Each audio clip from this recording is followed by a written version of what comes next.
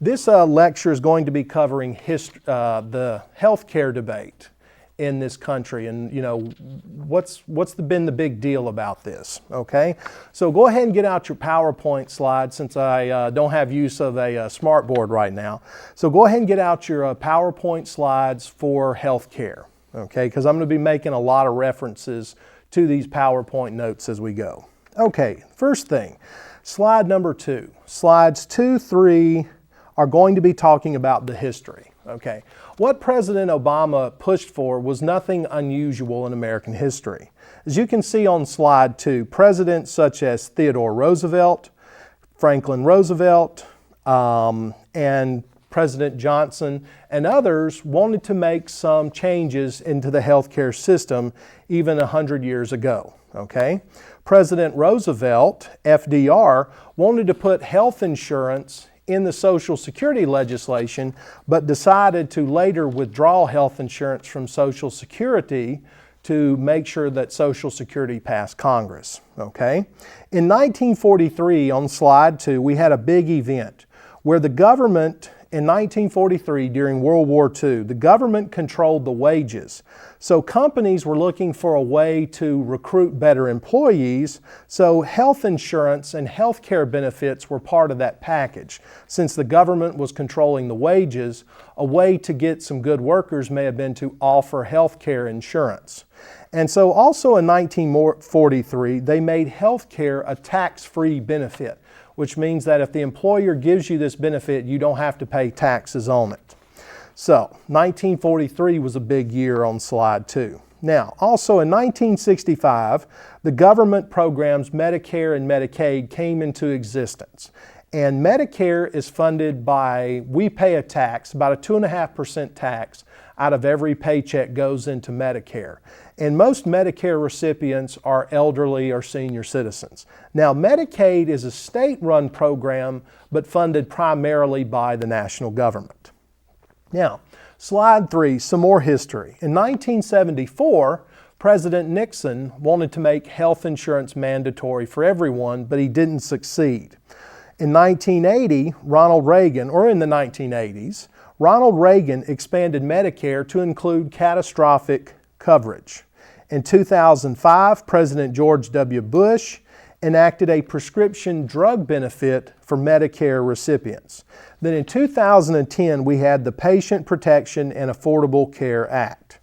And so that's kind of been a brief history of healthcare in this country. Now, slide 4. Why was healthcare such a big deal for everyone? Okay, we have to keep this in mind. On slide 4, there were over 50 million Americans who did not have health insurance. 50 million out of a population of roughly 300 million didn't have health insurance. We had bankruptcies increasing, and most of the reasons why people were declaring bankruptcy was because of medical expenses.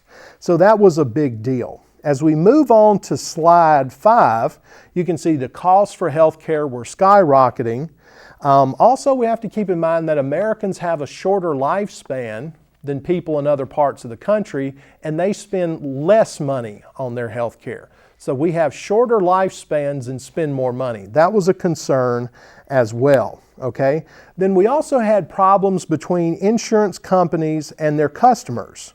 There were limits on coverage. An insurance company may stop paying claims for you once you've crossed $1 million.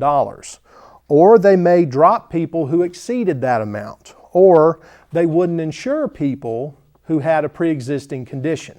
So for example, if you had leukemia as a child, it might be very difficult for you to get health care. And that was one of the problems that a lot of people faced. Okay? So that's why it was a big deal. So if we look at slide 6, you can see just how much health care spending has risen from 1993 to 2009. As you can see, the total amount in 1993 was $912 billion. 2009, $2.4 trillion was spent on health care. And as you can see, the number of uninsured in 1993 was 37 million, whereas in 2009 it was 50 million. So we had a lot more spending on health care, but we also had a lot more people uninsured. So that was another problem that went on. Now, Slide 7. Why are so many people uninsured? It could be too costly for them to afford, okay, is one reason. Another reason could be because they're between jobs. A lot of folks get their health insurance through their job, and if they quit or lose their job, there goes their health insurance benefits as well. They may work for somebody who does not offer health care insurance. Some folks have to retire early. A lot of folks, for health reasons, may have to retire early and they lose their health insurance when they retire. Or it could be a change in marital status. If you get a divorce, you may lose your coverage. Or if you get married, you may lose your coverage that your parents provided for you. Okay? You also had on slide 7 some people who were willing to take a risk or had a previous illness that may disqualify them from being covered. Okay? Slide 8. Why is health care so costly in this country? Okay? There are several things that I've listed on slide 8. Okay? We have wonderful technology in the U.S. with what we can use this technology to diagnose, but it's very costly. Okay? We also have lawsuits and malpractice, which are about 2% of healthcare expenses. You also have to keep in mind that this is a profit-driven industry. Countries in other parts of the world have insurance companies, but they're mandated they can't be for profit. They have to be non-profit insurance companies. Okay? There are also no caps on prices, as we saw. You also have to make up for others who don't pay. And then also the last one I ask you, what else might be the reason why healthcare is costly? Another one is prescription drugs. About 10% of all the money that we spend on healthcare in this country goes to prescription drugs. So, prescription drugs. Now, slide 9. If you can, watch these video links about the law that was passed in 2010. I think you'll find it very helpful to help you understand what the law did. Okay, now that you've had a chance to watch this, go ahead and take a look at slide 10. Where can you get health insurance? You get health insurance through your employer, you buy it yourself, or through the government, as slide 10 mentions. Now, slide 11, how does an employer plan work? The employer plan works this way. Your employer may pay a percentage of how much your health insurance costs. Some employers cover 100%, some may only cover 50%. So it depends on who your employer is and how much they're willing to pay. Okay? And so slide number 12, the costs are increasing. Okay, as you can see here, the average cost for health insurance was $10,000 in 2005, $11,000 in 2006. Okay? And the costs are projected to continue to rise. So that's something to keep in mind, the cost that employer-sponsored plans have. Okay, now, the government program, Medicare, as you can see on slide 13, the eligibility requirements. Most folks fall under Medicare because they're 65 years or older.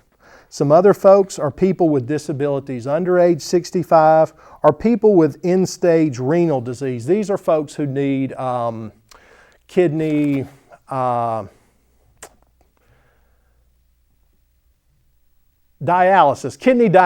I'm sorry, everybody, kidney dialysis. Okay, folks who need dialysis, because dialysis is very expensive, so excuse me there. Now, slide 14.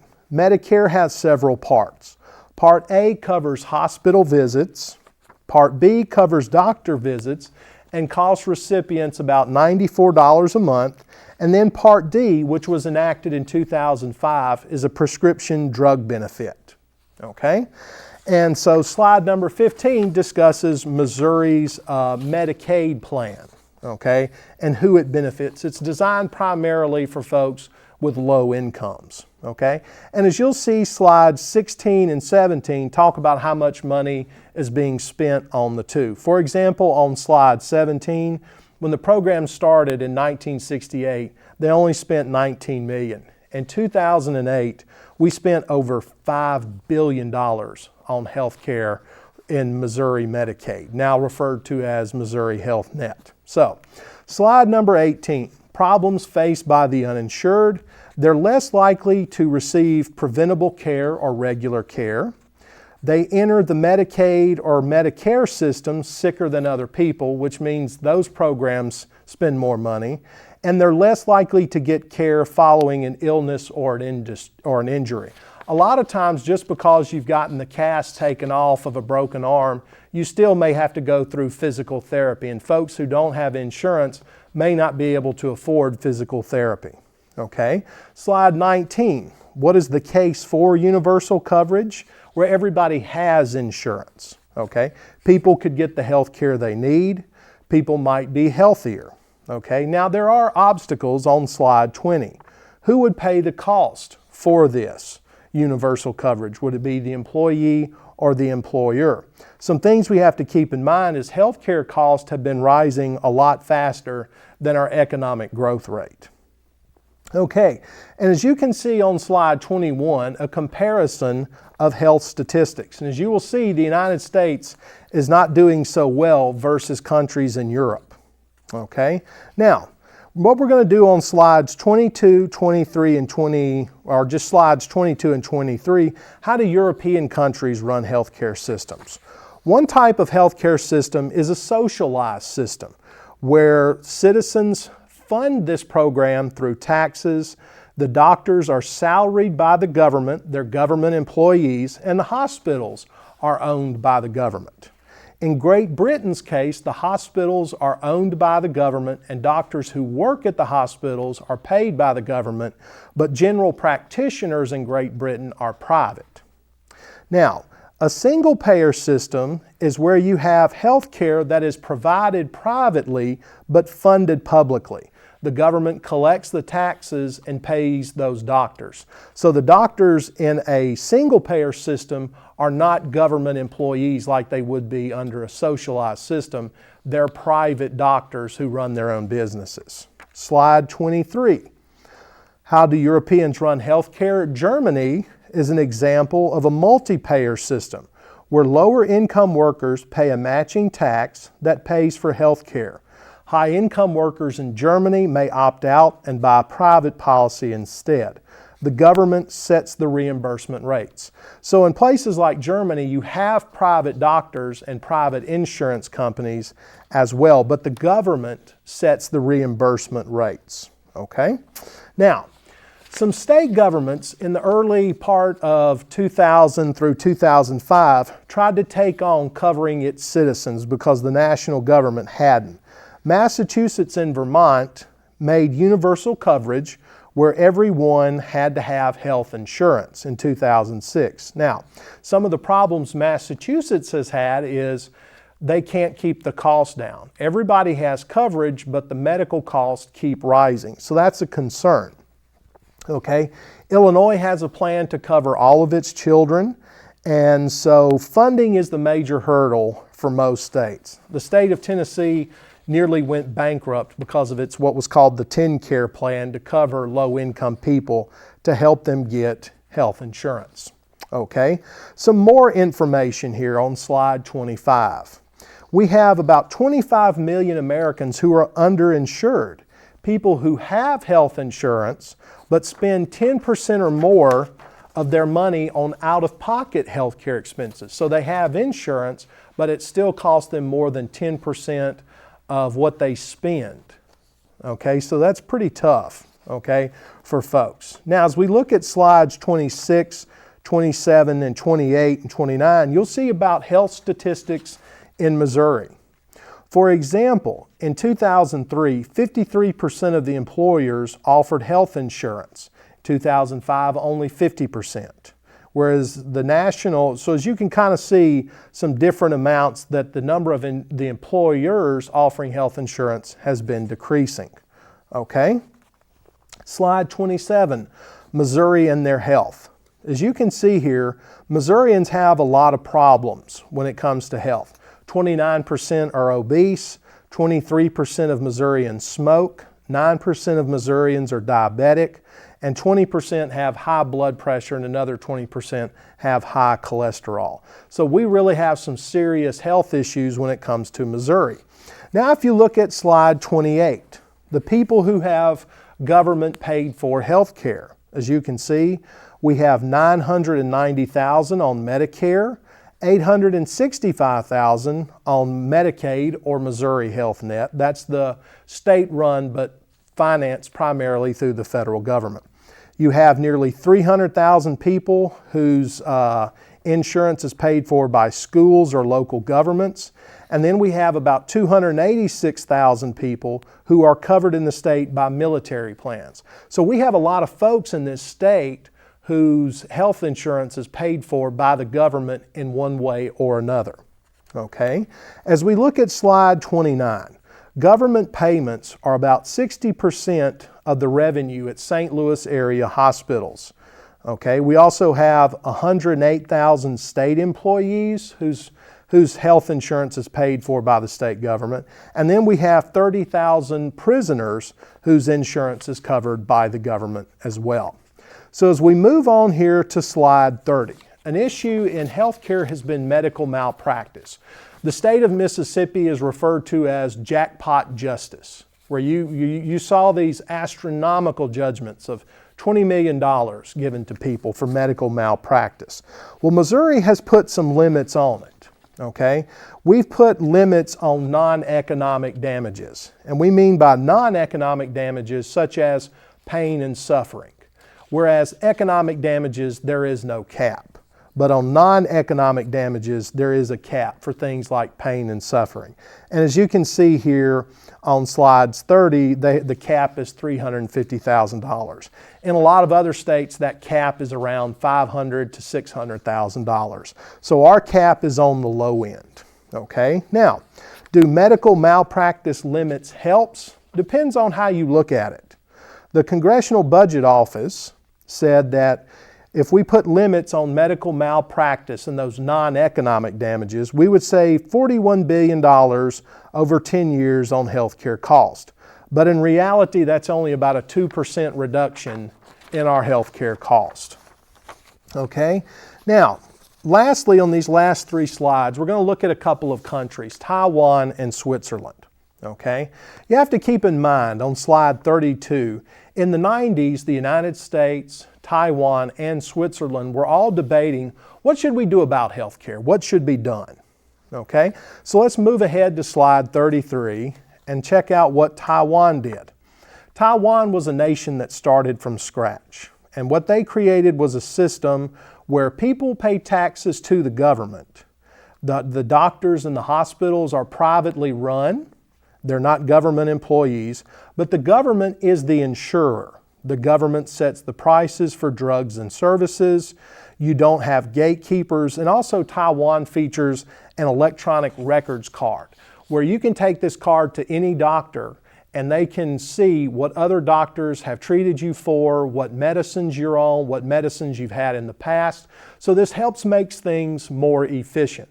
Taiwan's administrative costs are 2% as compared to the United States at nearly 20%. So they save a lot of money by using that card. But you know, some folks worry here that that card may have too much information on it and hurt people's privacy. So that's one of the reasons why we've been hesitant to go to this type of smart card system. Okay? Now, Switzerland, the very last slide, they're very similar to the United States. Believe it or not, they have a higher gun ownership than the United States and have more in per capita income. In the 1990s, only 5% did not have health coverage. But what they did is they set up a system based off of a national referendum that passed where the coverage cost about $750 a month. The employee pays that money to the government. The employee will then get to pick a nonprofit plan. Their hospitals and doctors are private, not government run. And the insurance companies negotiate with the providers. And then last but not least, the government sets the drug prices for the Swiss. Okay? Now, as I finish up this, let me encourage you to, if you get a chance to go on the internet and look at PBS Frontline. They ran a program called Sick Around the World. And in this Sick Around the World program that you can watch online, the video takes us to 5 different capitalist democracies to see how they run health insurance. This video covers Taiwan, Switzerland, Japan, Great Britain, and Germany. If you get a chance, I highly encourage you to watch each segment about each country. Is only about 10 minutes. So if you get a chance, go to PBS's website and look for Frontline Sick Around the World. It's a wonderful comparison of their countries, their advantages compared to the United States, and their disadvantages as compared to the United States. So if you get a chance, let me highly recommend that you check out this video series. Okay, that concludes our lecture on healthcare. Thanks for your time and good luck.